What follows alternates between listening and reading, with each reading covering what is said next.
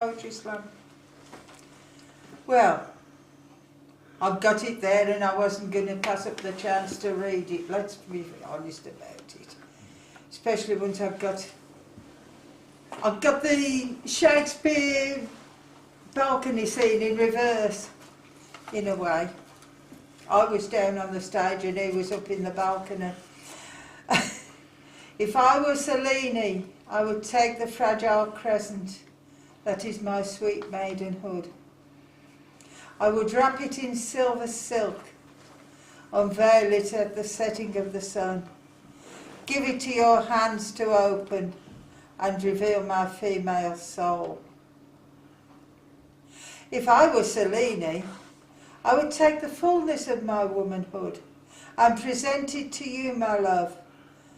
I would take my silver arrows of amour and send them out to you, chained by silken thread, to where you may be, to be your guide, to lead you home to my marriage bed. If I were Cellini, I would take the shrivelling moon of age, the remains of my mortality, and dedicate its light to you, my love. I would wrap it in a soft parchment shroud of memories that you could keep eternally when the darkness comes. Okay.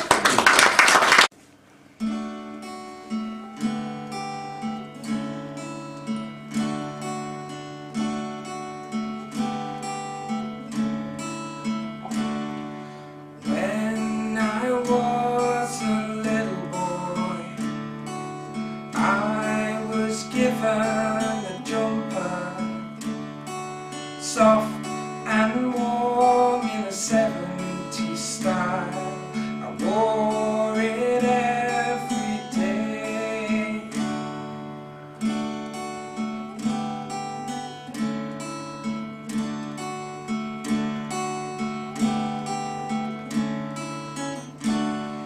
It wasn't spectacularly patterned, plain and simple in every way. Now my jumper is unraveling, it gets shorter every day. For life is a jumper you wear as best as you can. Gotta hide all the holes in the loose thread, for it's this jumper that makes the man.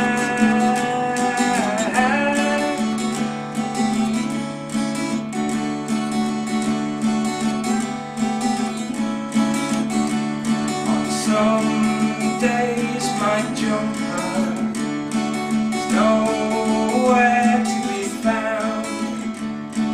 Other days I don't even notice I'm wearing it the wrong way round.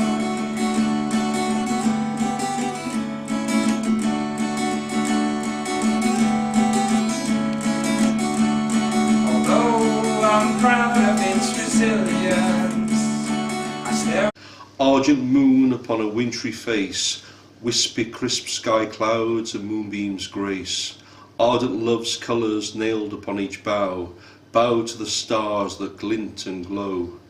My heart with strings tied to an archer's aim, palpitations, emotions, tug of war, love's game.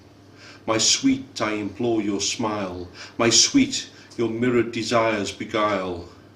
Kissed by the dusky winds of dawn, wishes lost cast upon summery spells and corn. Molten twinkles shoot the sky, love breaks into shards, a forlorn, sharp cry. My gilded hopes swallowed within words and fire, eternal musings carved in trees aim to inspire.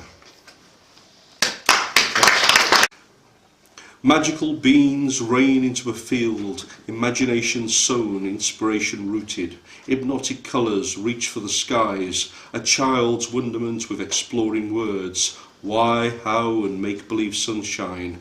Winged invention, time travels in thoughts. Days of light and snow and marshmallow clouds. an enchantment nestled behind a wardrobe, a noble leonine head in gold and a scathing queen of shocked white pearl. A hero and a halfling brave with inscribed ring, a glowing sword to signal orcs, leaves carried on the sighs of whispering winds, dragons and a phoenix spread shimmering wings, a box of delights open to match your smile of awe. Sea-fevered breeze rushes through your mind once more, across the stairs and up into your galleon, its silken sails billowing on the breath of heaven, as blue of the sea. Well, not really Black Country. It's an old thing.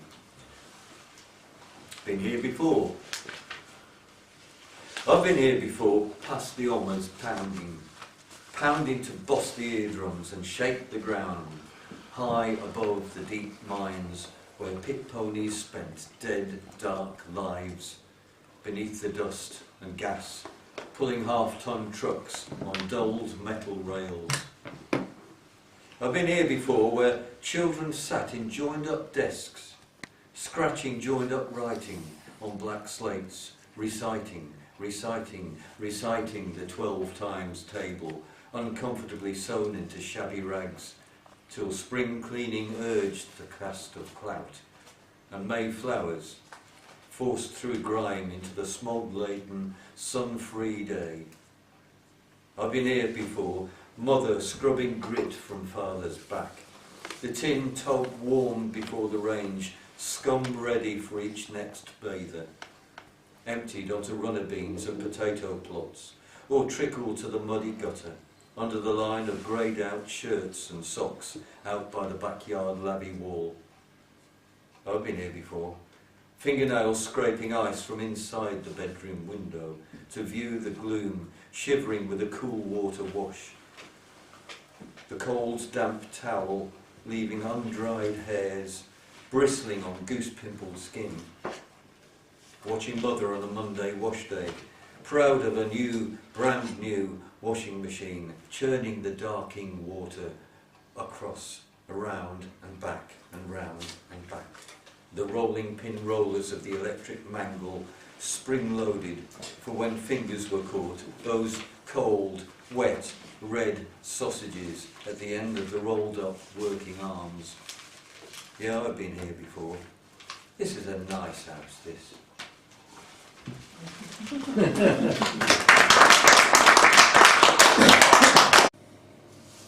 From Broadwell Green, running uncluttered between unremarkable hedges and fields, the road leads to sleeping Evenlode. We never make it there. We turn at a junction where Gloucestershire fields meet Oxfordshire skies, and after a green mile lies Adlestrop. We take time to stop and contemplate the rural calm, and know again that strange charm of cottages of Cotswold stone. But for all those silent histories they have known, no ghost remains of platforms where once stopping trains disturb the calm of a summer afternoon. A lifetime later, in a different June moment, an ancient oak overshadows a plain wooden shelter where those drawn here by a name find it on an antique sign enshrined in GWR chocolate and cream. These days no sudden hiss of steam breaks the silence as we sit alone on the platform bench grown as old as the poet's words. The sky is clear, the birds sing still in the fragile air, and on a modest plaque there, the verse displayed, an eloquent epitaph for lives and lines unspent. There was that silk dress, just an image, a court lyric. She comes out of the sun in a silk dress running like a watercolour in the rain, perhaps catching her breathless softness, and soon the incense and patchouli waft in uncertain memories of a song lyric almost 40 years ago, in that heat, that wonderful heat of 1976. And in a country where they might turn back time to other warm, indulgent summers, But don't bother asking for explanations, just be glad you were there. Because she doesn't give you time for questions. You just follow till your sense of which direction or even which place completely disappears. And she says, what she says is, I feel that my life, just like a river running through. But running through what exactly? She just shrugs. Her eyes shine like a moon in the sea. And if you go with her, just what is she waiting for inside? Sometime later in the morning, when the boss and the tourists have long, long gone, you have so few choices. You've lost your ticket anyway, so you have to stay on.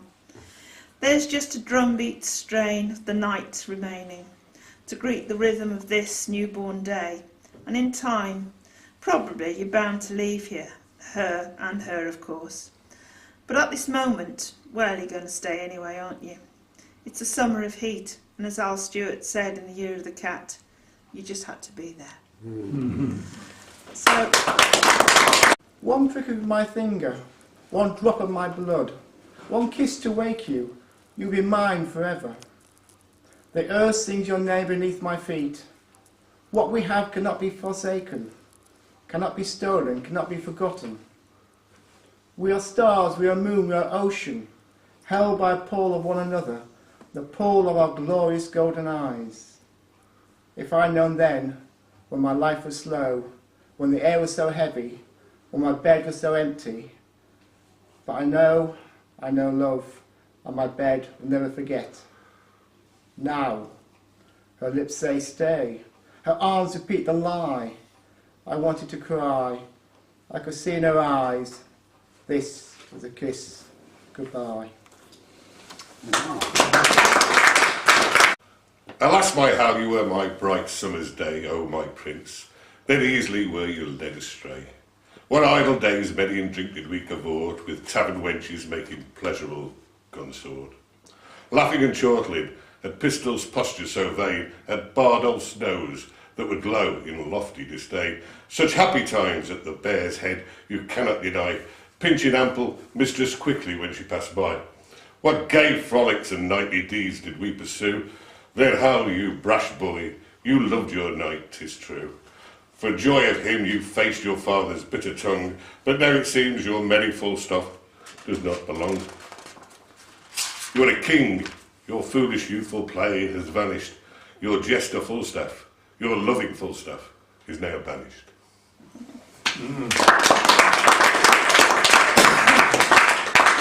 That's it. And it's very political. And I think this one carries quite well about that political time and the strange times, particularly on Henry IV. Here I sit uneasy upon the kingly throne, gained by hacked flesh and broken bone. My crown of gold bejewelled G-jaw, there so many have fought and died for. Heavy it weighs upon this prince's head, whose right to a realm must be defended. Whilst even the lowest may gently sleep, I, a king, must at times restless vigil keep. By bloody politics and by military might, I must against treacherous factions fight, whilst the vanquished from graves are like to haunt him his slumbers during the night. For by means fair or foul a king must act, to keep his sovereignty strong and intact. Though a mighty prince amongst my peers, I sit on my throne troubled, beset by fears. I must suspect my kin, my closest friends, of plotting my downfall for their own ends. So I must keep them close in my embrace until their political conspiracies I can trace. Then by bloody decree they will be paid, for by gory execution examples are made. For if by their hands I should face defeat, a cruel end for my family they would meet. Finally I will fall under dread worm's sway, and my fame and glory a byline in history. For in time a king's crown must eventually fall, because death rules over the great and small. Here I sit uneasy upon my kingly throne, gained by hacked flesh and broken bone.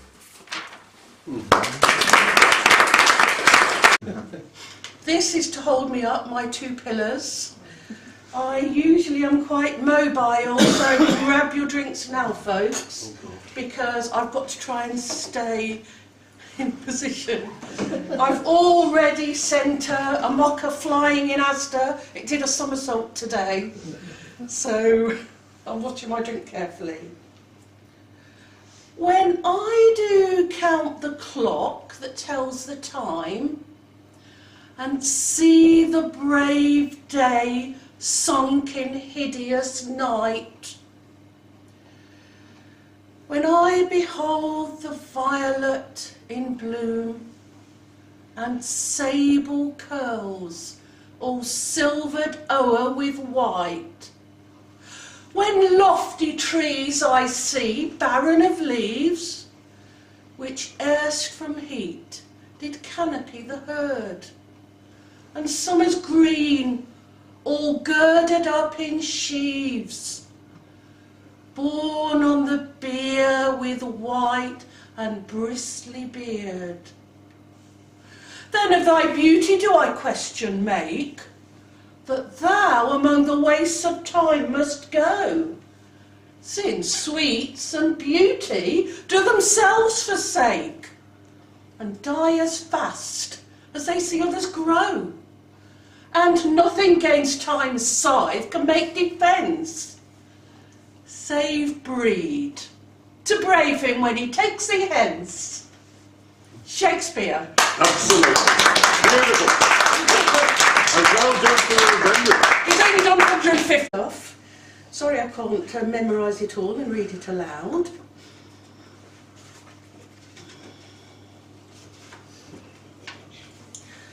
This one is my autobiography, one of my new books. I don't know if there's any spare copy on there. Look quickly. Ian. Surely it should be thicker, shouldn't it? This is the third time I've attempted my autobiography in verse. I have now turned it into a DVD, Ian. I gave Ian first refusal on checking it out for you, but it's meant to circulate. So when he's seen them, he can pass them round, and they're your copies, Purple Penumbra, of A Mermaid's Tale, another prelude, and I haven't yet got round to Muddle. I will get round to Muddle in due course. It's not just talking heads. Yeah. It's good. It's not just talking heads. It's I've done visuals from Norfolk and around the world, so that you don't just need to look at me for it. Instead of, well, how you read a poem, it depends on who's reading it. And if you don't hear the poet reading their poem, you're going to say it different. Although the voice and the poem go together. Better shut up, otherwise I won't get round to any poems. I started this version of my autobiography when I am 100 years old. I am born. And I ended it about now, when I'm 25. So I'll just read you a bit from 95, early on.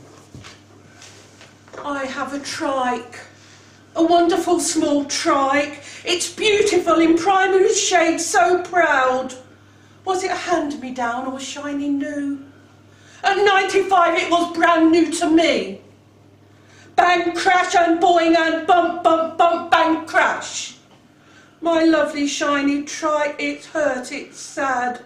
Don't hurt my trike, it's sad, please put it down. It cannot live much longer on its own. And there I peek and sadly watch it crash, unaided on its own at the bottom of the stairs. Mummy, mummy, please don't hurt my trike. The words? No words. The silence screamed and cried. Where were my brother, sister? They were there. 3 pairs of eyes peeked round the bend upstairs, and at the bottom there my trike stood crying. I scooted off downhill, I wheeled my trike, and then the wheel fell off, and it lay broken. A shiny red trike, possibly, brand new. Oh, grave new world that has such pedals in it.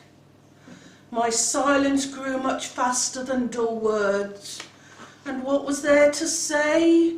For words can speak, and only without form can silence scream.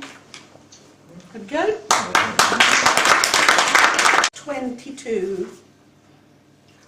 stone the crows. This is prose, by the way. It was the largest pigeon she had ever seen. And what might your name be, if you don't mind me asking? Whatever does it matter if I mind or not? You will ask it anyway. Well, this place is getting curiouser and curiouser. I only meant, what should I call you? Call me? Don't you think I'm busy enough without you calling me anything? I shall call you Mr. Gray then, since you won't tell me your name. Don't be silly. Mr. Gray is a squirrel. Do I look like a squirrel to you? No, you look like a very fat pigeon. I shall call you Mr. Fat Pigeon, unless you're a Mrs. that is. Well, I've always been so insulted all my life. Just for that, I'll tell you. There, my name's Fred. I've never heard of a Fred before, and you're not human. Neither are you. What's your name anyway? Daisy. No, it's not. You are definitely not a daisy. I wonder if you're good enough to eat. Get off, Mr. Fred. You can't eat me. Pigeons don't eat humans. I bet they do, if they're... Never mind. You're a disagreeable pigeon, aren't you, Fred? Why were you talking about crows when I arrived? Crows? Yuck! Shh! Don't mention them. Trees of leaves. Leaves? But it's winter. Of course they don't have leaves. Oh, yes, they do. All trees have leaves. Their leaves. If you know what I mean. No, I don't, Mr. Fred Pigeon. Do you mean trees have leaves or crows? Shh! You've been with humans for too long. You mustn't mention them. They are the ones with the ears, leaves. Oh, I see. Them have leaves. Gotcha. Come on, and go somewhere.